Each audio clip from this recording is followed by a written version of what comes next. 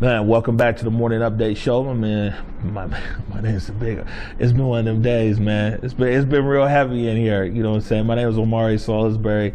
Joined in studio again today by Willard Jimerson of Zero Youth Detention. This says community facilitator. It says, man, doer of good deeds. You got a lot going on, man. Switching gears from our last segment here, man. Last week, you know what I'm saying? You guys, Zero Youth Detention, the crew, the squad, the clique, you guys were spotted doing random acts of kindness around the Central District. Actually, Daryl, can you play that tape?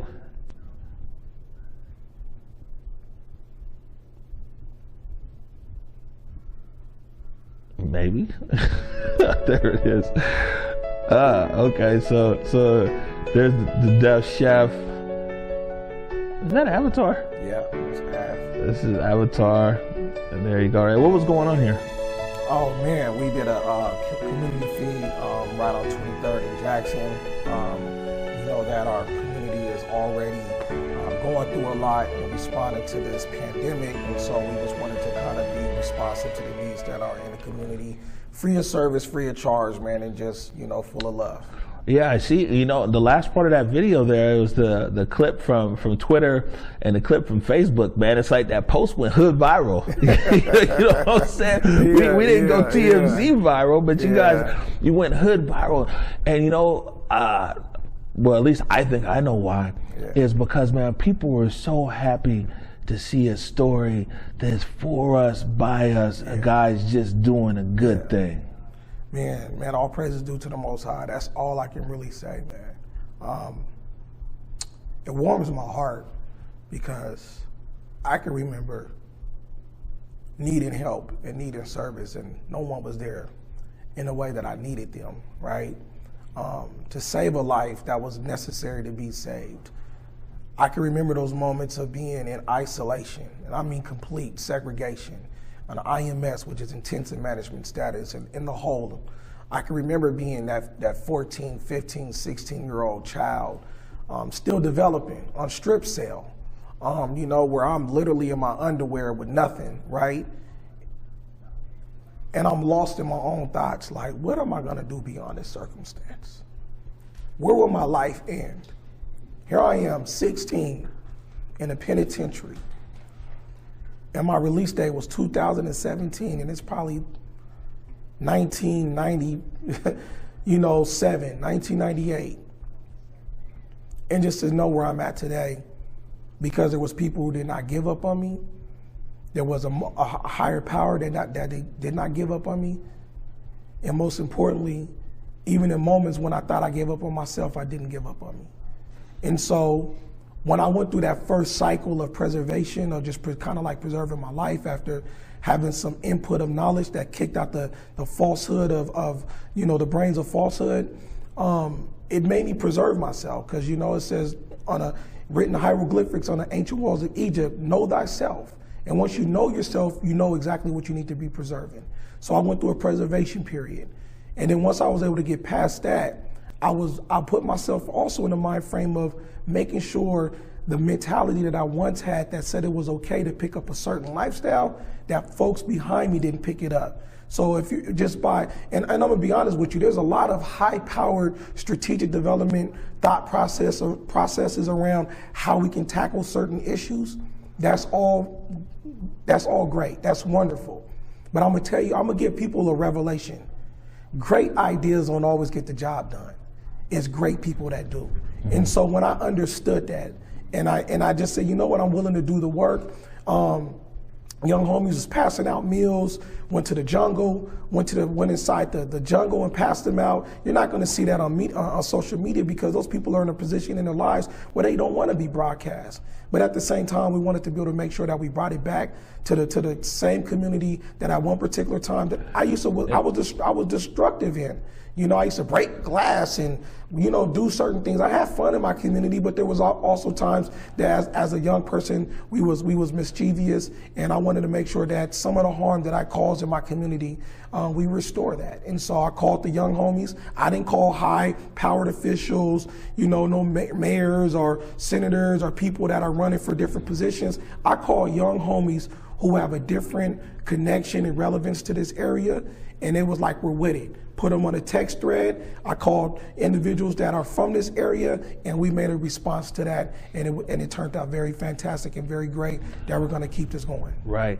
And so for people who might not be up on everything that you do, maybe you can explain to our viewers, what is Zero Youth Detention? What's it all about, your objectives? So ZYD, we have 5 objectives, but also the very first objective is looking at the racial inequities.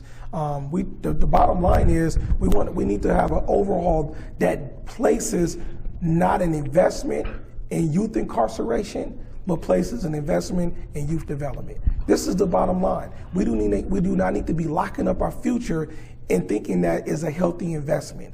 We need to give them an opportunity to where they can flourish. We can give them opportunities where we can nurture them, where they can have an opportunity beyond the circumstances that they might find challenges in at this moment. So with ZYD, that's exactly what it is. Get to Zero Youth Detention, and we're fighting an uphill stream, uphill battle every single day, every single time. But this is the mantle that we put on. This is the mind frame that we carry out in this particular space, is to get us to a population of 0, to where there's no investment in any young person being incarcerated, and hopefully the ripple effect will be also that there will be an investment to locking up anyone. There'll be an investment into the overall improvement of each and every life that has been brought here to this face of this earth.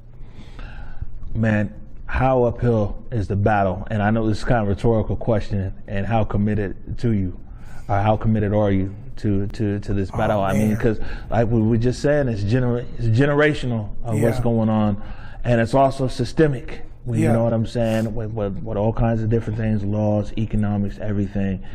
How is there light at the end of the tunnel? How committed are you to get to that light? Of course, there's light at the end of the tunnel, right? I wouldn't be in this fight if I didn't think that. Even though we've been taking a beating, we've been taking a pounding, all I know is it takes one actual shot. You know what I mean? And as long as we keep getting an opportunity to take some breaks, go into the corner, talk to our cut man, talk to our coach, and get back out there, we're going to continue to keep putting our guards up and keep making strategic developments. And you actually, how steep is this hill, man? It's to the point where it's vertical right now. Where it's vertical, it's difficult. There's a lot of people who benefit from the design of the system. Like I said earlier, the system is delivering on its design. This is how it was strategically put together. And so for us to come in to do something opposite of that, man, it has a lot of resistance. There's people who got the verbal gymnastics, meaning that they got the words on display, especially some of our liberal right counterparts. I want to go here real quick. I want you to go there. They have all the words in place, but the underpinnings aspects are very conservative. When you just look at the median between black and white and how the laws are impacting certain communities is just as conservative as the state of Mississippi. Let me tell you something. Let me tell you something. Yeah. Seattle, me and Triana talk about this usually right here on this show. Seattle is like the liberal playground. You see what I'm saying?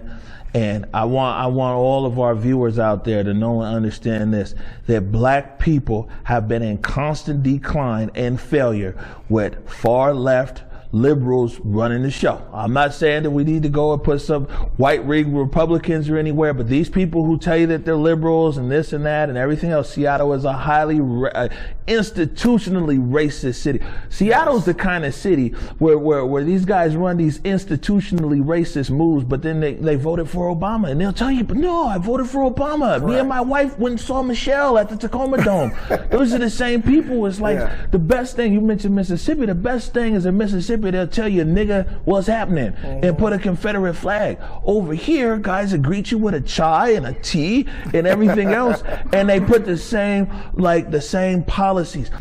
We've been voting for the same people The exact same people. There's people in the state legislature that just been there. They run unopposed. Yes. You see what I'm saying? Yes. And look at Seattle schools, the lower 10th in the nation. Look at the decline of black home ownership in King County. Look at the economic gap and disparity here. So these same people that talk this liberal talk like, yes, we want to stop black lives. These people got Black Lives Matters signs in they windows over here in the Central District and everywhere else, but their policies of what they actually get behind is the total opposite. You see, I flipped the switch in me right now, because this is something that we deal with. It's just like, and black people here, we've been sucked in with the shucking and jiving because somebody in power puts you on some committee now. Yeah. You know what I'm saying? Or I've been appointed to this committee and that committee, and you've taken the well-being of our community out the way.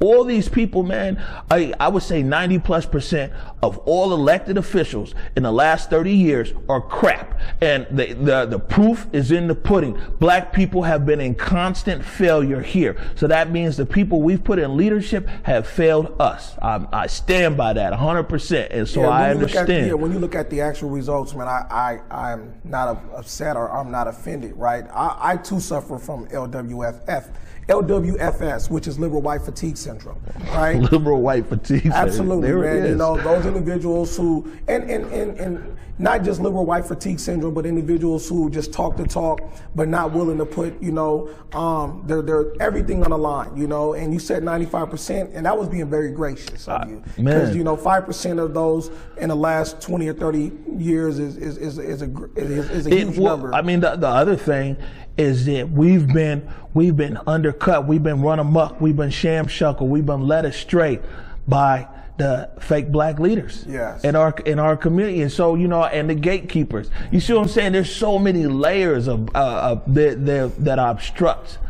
You know what I'm saying? You have the established power structure, then you have the leaders who don't lead, then you got the gatekeepers, and the gatekeepers got the relationship with the mayor, or they got the relationship with Inslee, and that's their go-to guy, but they ain't got no relationship with the streets. Yeah. So you got somebody like Inslee who's like, Tyrone, our guy, he's plugged in on the streets, and the streets don't even talk to Tyrone. Correct. You see what I'm saying? Correct. I mean, it's all over. Just like there's a liberal white fatigue syndrome, there's also the NNS, which is that new nigga syndrome, right? And everybody want to be that nigga that comes from the hood or whatever. And excuse my French, man. I'm just keeping it 100.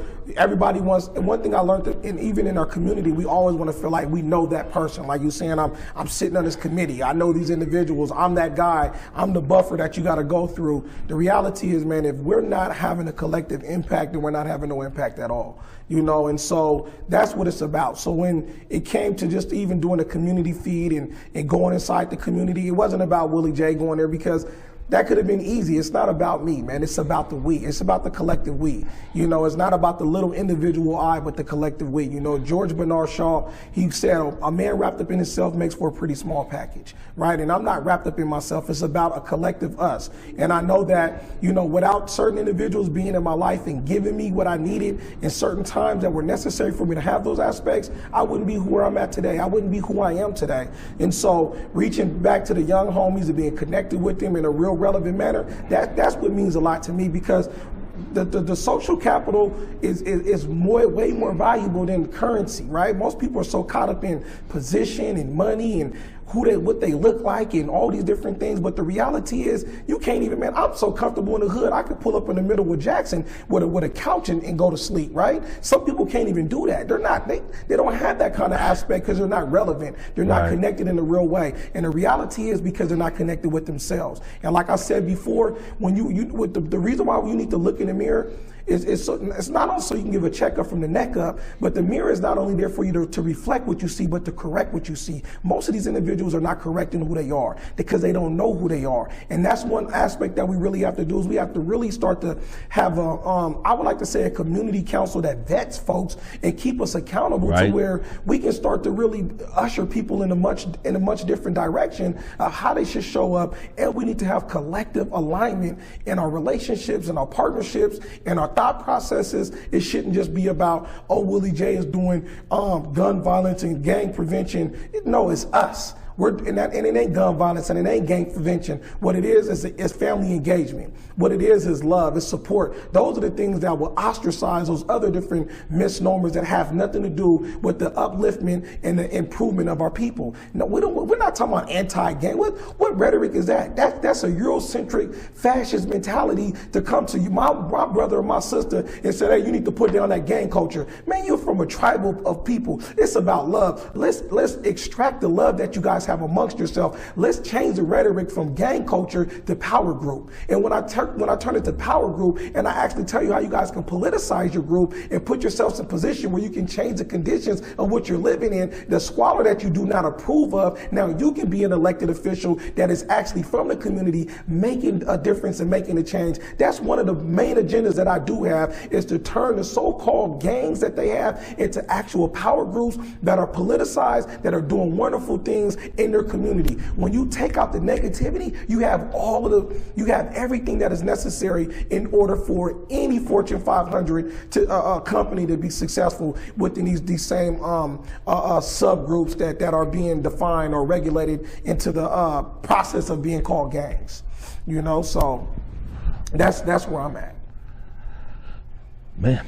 Yeah. You know, the best thing is like probably sit here and listen to you all day. You know what I'm saying? It's a breath of fresh air, you know. I mean, and you're one of those people, you make it on set and it's always worth it. You know, whenever we call you, you come. You know what I'm saying? There hasn't been a time yet I've been like, yo, Willard, man, we need to talk to the community about this. We need to shed some light. And, you know, I mean, you bring a sense of credibility with you, like you said, of the streets and also public officials. You know what I'm saying? I mean, people respect your position and where it's at. And we want to be able to continue to you know, use this platform with other platforms that are at our disposal, because like you said, it's not you fighting gun violence or gang culture, or it's us. You know what I'm saying? And so, I mean, man, count me in. Absolutely. You know, count us in. Yes. You know, because you're right, it's us. You never know. One of those young men might just be intrigued by about TV or about radio, about podcasts, about trap. You know what I'm saying? And I mean, maybe the more people that we can expose young people to, you know what I'm saying? All I know is I don't know all the answers. Yeah. But man, I'm down to help. You know what I'm saying? I'm in 100%. Thank you, and we appreciate it, and we definitely gonna hold you to that. You know, yes, sir. Because this is credible transformation that you can actually count on. You know, so we're gonna bring the young folks into this space. We can build out whatever that process may look like, or structuralize something that I would love for that partnership to take place.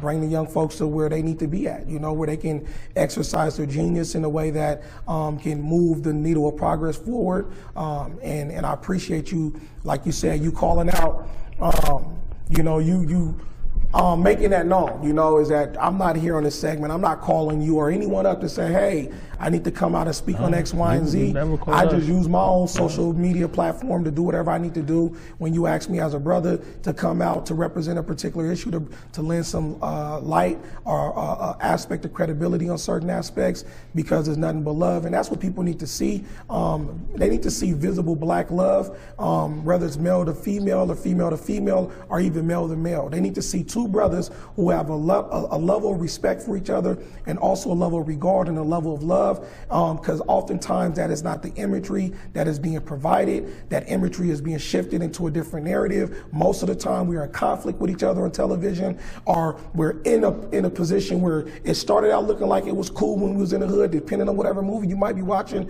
and then it turns into a tragic scene once we have an objectified aspect coming to the equation that places a rift in the relationship. Because going to one of my mentors, Dr. Edwin Nichols, when he talks about the highest value that we place in terms of our culture is on the relationship, and also the highest value in a European culture is on the object, right? So it's all about in European culture, who's number one, right? Even if we all win the game together, we get the championship, you still got to have what? MVP. The MVP, right? So that's European culture. But with us, it's the relationship. There could be certain things that if you do something that was minuscule, it could be very small. But if it got it to the point where me and you were at odds with each other, there's not even enough amount of money in the world that could put me and you in a room together, because it's the relationship that was fragmented. It's not the object. So think about that to the young folks and even other black folks. When you allow the object to come into the relationship, it dismantles the relationship. I've seen that happen.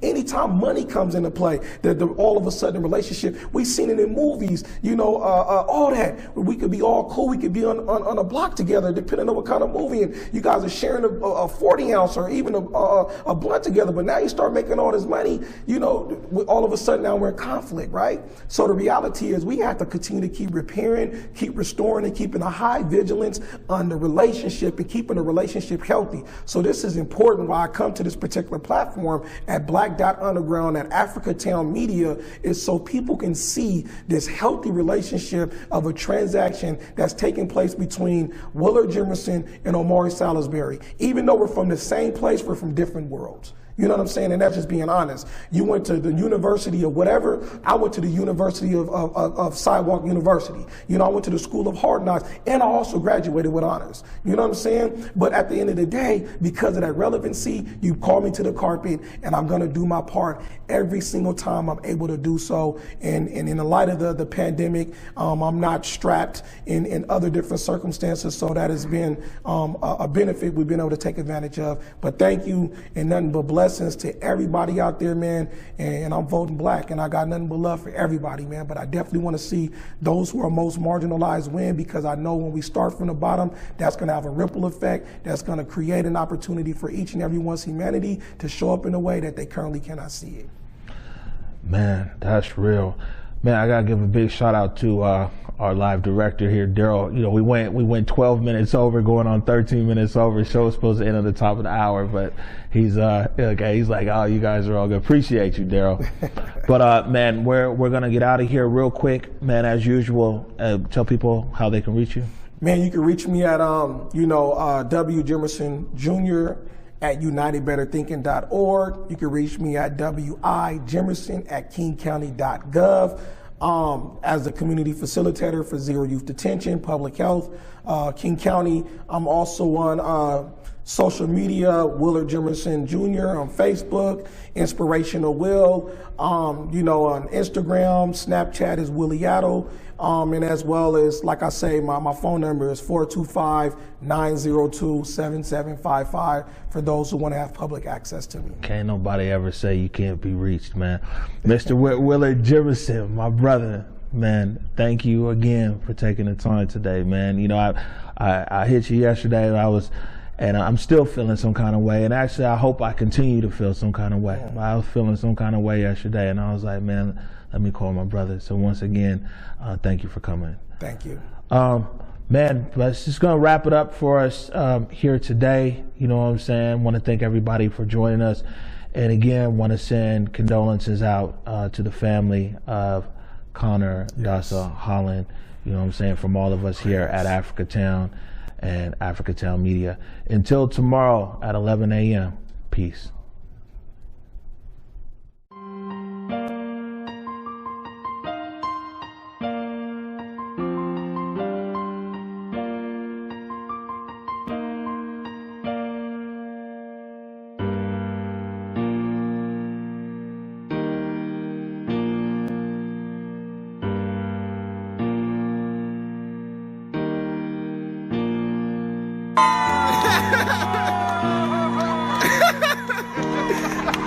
Yeah.